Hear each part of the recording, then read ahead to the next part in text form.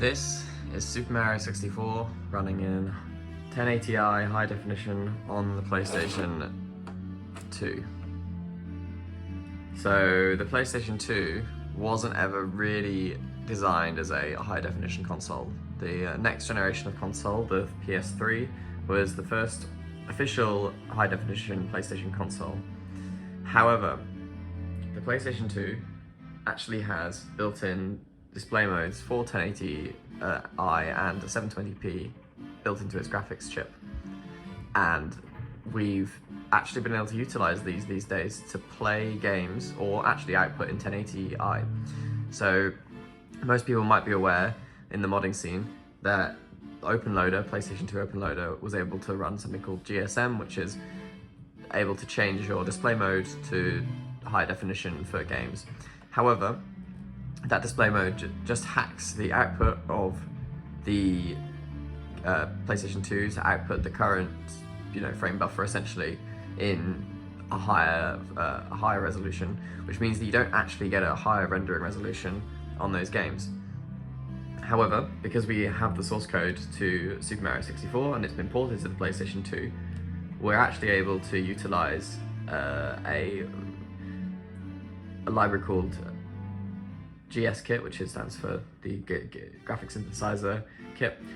And recently, in about 2017, that was upgraded to handle 1080i output and 720p output. So if you pass it, graphics, it will actually output those in high definition if they're given. And so the Super Mario 64 port in about 2021 was attempted to be made into a high definition port, but they were unsuccessful because of potentially bugs in the display engine and some very minor bugs in the way the port was handled. However, I spent the last week or so messing around with that branch and managed to get it to work. So it was completely fine. The game runs at 30 frames per second solid, doesn't seem to have any issues.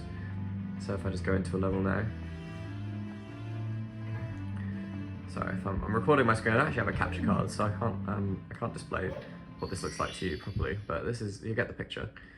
So if we go into this one, yeah, it all runs fine. So the only thing that you are missing on this is that it does output in 16 color mode. So we use a technique called dithering, which is a sort of coloring technique which kind of shades colors based on, or just using basically using less colors, but shades the colors to look better. So if I zoom in on that sort of cloud, I don't know if you can see it, but it's slightly like sort of, I don't know how to describe it, dithering it.